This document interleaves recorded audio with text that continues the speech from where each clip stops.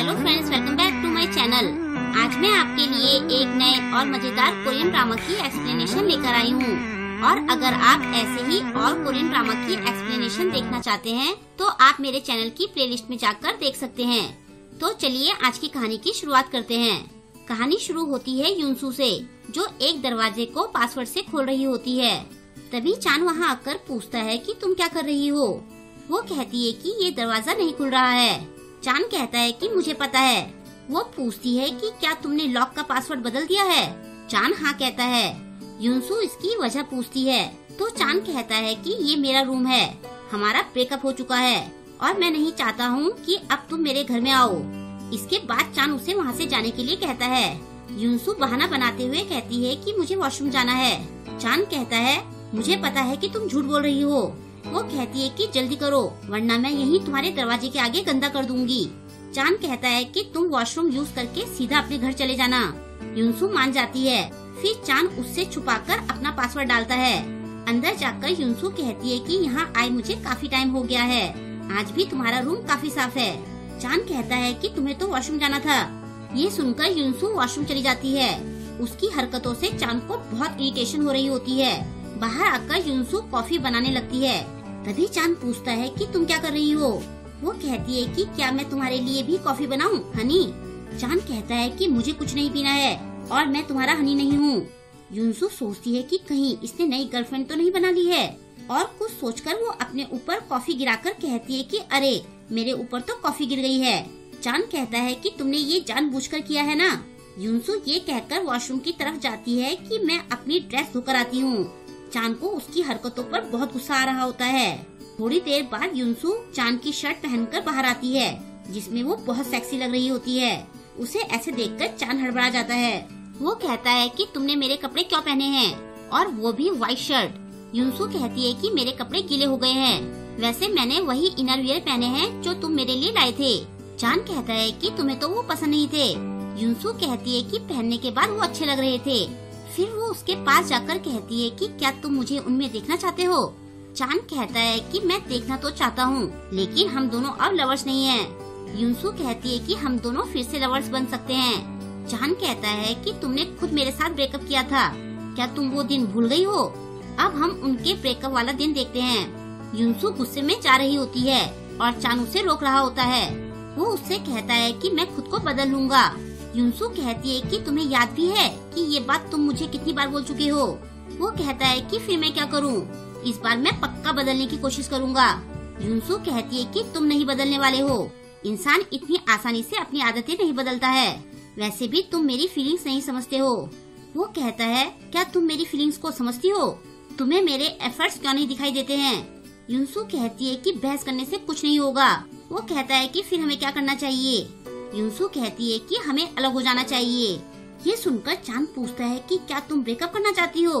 युनसू कहती है कि अभी हम एक दूसरे से ज्यादा अटैच नहीं हुए हैं तो हम अलग हो सकते हैं, वैसे भी तुम मेरी केयर नहीं करते हो, तुम तो शुरू से बस मेरे साथ सोना चाहते हो। चान कहता है कि हमें डेट करते हुए 1 साल हो गया है तो अब मेरे साथ सोने में क्या बुराई है।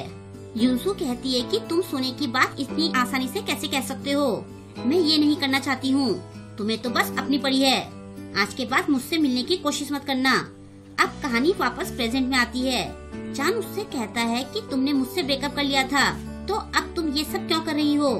युनसू कहती है कि मुझे ये नहीं पता था कि तुम मुझे कांटेक्ट नहीं करोगे। चान कहता है कि क्या तुम्हें ये कोई ड्रामा लग रहा है। युनसू कहती है कि आगे से मैं इन सब बातों का ध्यान रखूंगी, चलो ना हम फिर से लवर्स बन जाते हैं। लेकिन चान उसे मना कर देता है। युनसू कहती है कि अगर ऐसा है तो फिर मैं तुम्हें अपने इनर वियर नहीं दिखाऊंगी। चान कहता है कि मैं देखना भी नहीं चाहता हूँ, वैसे भी मेरी एक गर्लफ्रेंड है। युनसू को उसकी बातों पर यकीन नहीं आता। चान कहता है कि हमारे ब्रेकअप को 3 महीने हो गए हैं। वो कहती है कि हमने 1 साल तक डेट किया था, कम से कम तुम्हें 6 महीने तो रुकना चाहिए था, तुम झूठ कह रहे हो, तुम इतनी जल्दी गर्लफ्रेंड नहीं बना सकते हो। चान कहता है कि तुम्हें जो सोचना है तुम सोचती रहो। युनसू बेड पर लेटकर कहती है कि मुझे कुछ नहीं पता, मैं सोने जा रही हूँ। चान उसे उठाते हुए वहाँ से जाने के लिए कहता है। तभी वो उसकी शर्ट के अंदर देखकर कहता है कि क्या तुमने सच में मेरे दिए हुए इनर वियर पहने हैं। युनसू उसकी आंखें बंद करके कहती है कि मुझे ऐसे मत देखो, मुझे शर्म आ रही है। चान कहता है कि तुमने खुद ही तो मुझे देखने के लिए कहा था, और फिर वो युनसू को किस करने के लिए आगे बढ़ता है। तभी उसकी डोरबेल बजती है, जिसे सुनकर वो दोनों चौंक जाते हैं। बाहर बटन प्रेस करने की आवाज सुनकर वो कहता है कि यहाँ का पासवर्ड तो केवल मेरी गर्लफ्रेंड को पता है। युनसू चौंक कर पूछती है कि क्या सच में तुम्हारी गर्लफ्रेंड है? वो हाँ कहता है। चान उसे बाथरूम में छुपने के लिए कहता है। फिर चान की गर्लफ्रेंड अंदर आती है। इस लड़की का नाम जिंजू है। चान उससे पूछता है कि आज तुम क्लास खत्म होने के बाद घर नहीं गई? वो कहती है कि मैं तुम्हें बहुत मिस कर रही थी, इसलिए तुमसे मिलने आ गई। चान की तो हवा टाइट हो रही होती है। चान देखता है कि युनसू छुपकर उनकी बातें सुन रही होती है। वो उसे इशारे से अंदर जाने को कहता है। तभी जिंजू कहती है कि मैं बाथरूम यूज करने जा रही हूँ। चान ये कहकर उसे रोकने की कोशिश करता है कि अभी थोड़ी देर पहले मैंने बाथरूम यूज किया है, तो वहाँ बहुत बदबू आ रही है। जिंजू कहती है कि अब तक तो बदबू चली गई होगी और अब तो हमें डेट करते हुए 100 दिन होने वाले हैं। ये सुनकर अंदर युनसू कुछ हिसाब लगाने लगती है। जिंजू बाथरूम के लिए चली जाती है और ये देखकर चान के तोते उड़ जाते हैं। जिंजू जैसे ही बाथरूम का दरवाजा खोलती है तो अंदर उसे युनसू बैठी दिखाई देती है। युनसू को समझ नहीं आता कि अब मैं क्या करूं, तो वो बस उसे हाय कहती है। जिंजू गुस्से में बाहर जाने लगती है। चान उसे रोकते हुए कहता है कि ये सब एक गलतफहमी है, लेकिन जिंजू रुकती नहीं।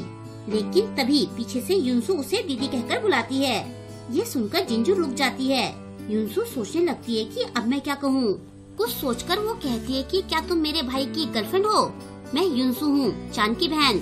जिंजू चौंकते हुए पूछती है कि तुम चान की बहन हो? क्या तुम स्कूल में दूसरी क्लास में पढ़ती हो? युनसू हाँ कहती है।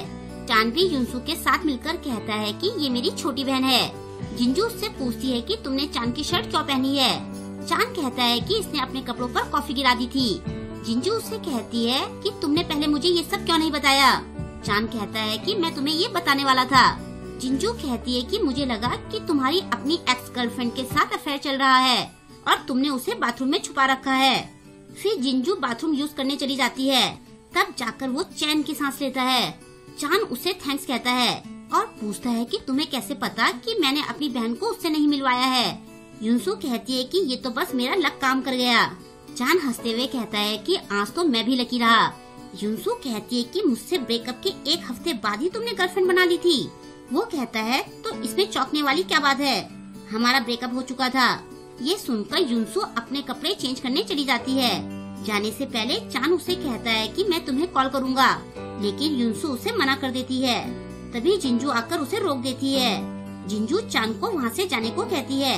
चान के जाने के बाद वो युनसू से उसका नंबर मांगती है और कहती है कि मैं अपने बॉयफ्रेंड की सिस्टर के साथ लंच और शॉपिंग पर जाना चाहती हूँ।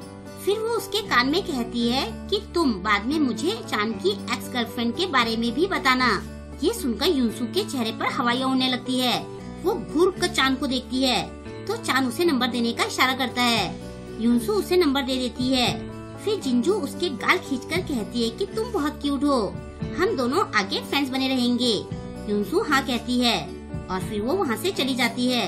बाद में जिंजू चान से कहती है कि तुम्हारी सिस्टर बहुत क्यूट है, लेकिन वो तुम्हारी तरह बिल्कुल भी नहीं दिखती है। चान कहता है कि मेरे पेरेंट्स की सारी क्यूटनेस उसमें आ गई है। जिंजू कहती है कि नेक्स्ट टाइम हम सब साथ में लंच करने चलेंगे। चान हाँ कहता है, लेकिन आज की सिचुएशन से तो वो बहुत थक चुका होता है। घर जाते हुए युनसू को चान की कॉल आती है और वो उसे थैंक्स कहता है। इसके बाद वो युनसू से ईमेल पर उसकी प्रोफाइल पिक्चर बदलने को कहता है। वो कहता है कि शायद जिंजू तुम्हारी प्रोफाइल देखेगी।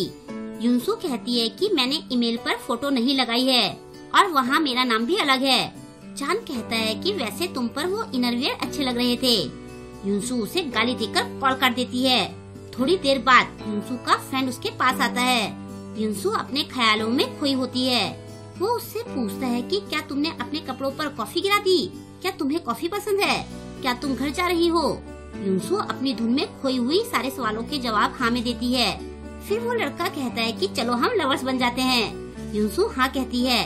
थोड़ा सोचने के बाद वो चौंक कर उसे देखती है। वो लड़का उसे देखकर स्माइल करने लगता है। तभी चान युनसू को कॉल करने लगता है, लेकिन युनसू तो उस लड़के में खोई होती है और यहीं पर युनसू को उसका लव मिलने के साथ ही इस ड्रामा की हैप्पी एंडिंग हो जाती है। आई होप आपको आज का ये ड्रामा पसंद आया होगा। आपको आज का ये ड्रामा कैसा लगा मुझे कमेंट करके जरूर बताएं। और वीडियो को लाइक और शेयर करना ना भूले। अगर अभी तक आपने मेरे चैनल को सब्सक्राइब नहीं किया है तो प्लीज मेरे चैनल को सब्सक्राइब कर लें और लेटेस्ट वीडियोस की नोटिफिकेशन पाने के लिए बेल आइकन को प्रेस करना ना भूले। मिलते हैं जल्द ही नेक्स्ट ड्रामा के साथ। Thank you.